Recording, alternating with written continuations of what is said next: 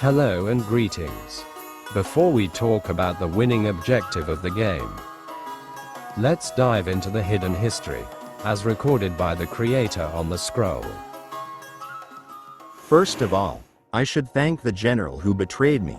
Without him, I would never have encountered these beautiful creatures, the so-called Papermades, in this strange and breathtaking prison. Another world, another dimension. At one point, the Papermades were drawn into a black hole, transported to the time vault, where they met the Traveler. The Traveler promised to return them home in exchange for collecting certain fragments. But is this promise true? Or is there a hidden agenda lurking beneath? That's all the creator's note that we have on the basic edition. Well, let's move on to the winning objective, shall we? First of all, let's learn the first objective. To win the game, first, you have to summon the Traveler on the field. To do so, your Papermade has to collect a set of fragments. The requirements are stated on the magical tile. The first combination are red, blue and green fragments, where the second combination are yellow, white and purple fragments. In this scenario, after your Papermade kitty collected the blue fragment, you have earned a set of red, green and blue fragment. Proceed to fragment card replacement. You rolls a 5 and place the new yellow fragment on a 5 tile. Now, roll a dice. You get 5. Summon the Traveler.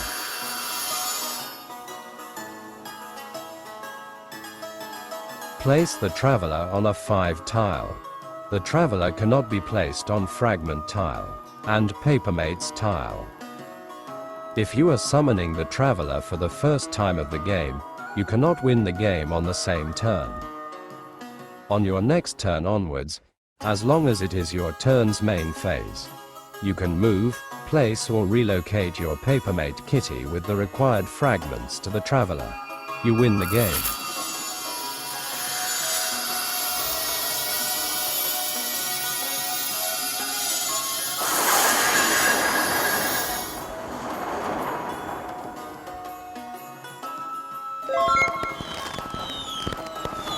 Next, let's learn the second objective.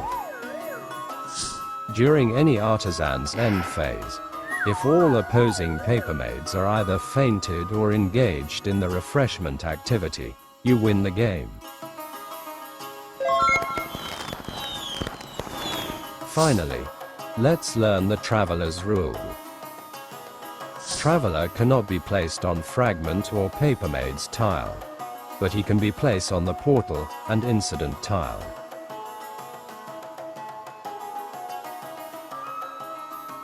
If you place the Traveler on the incident tile, trigger and resolve the incident card's effect.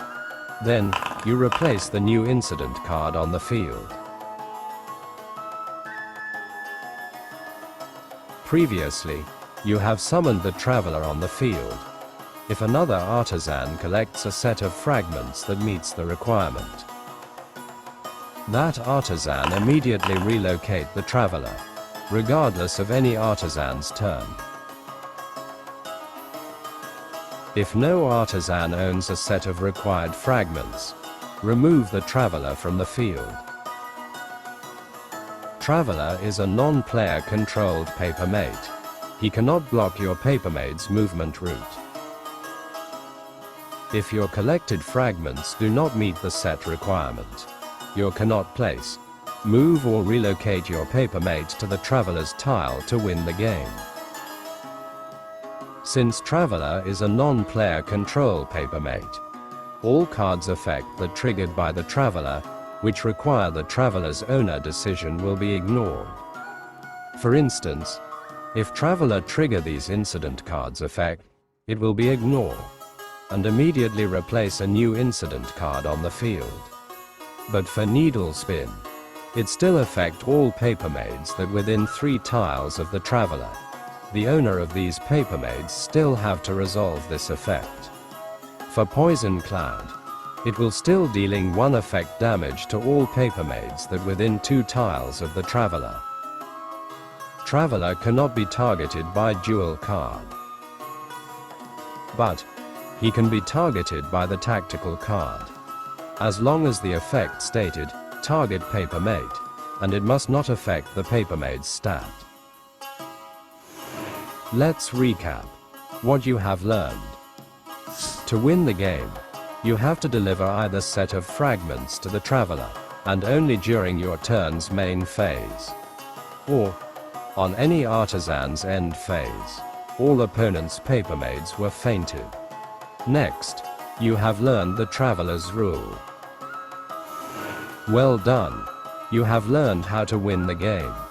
In the next episode, we will talk about the gameplay phases during your turn. See you again. Cheers!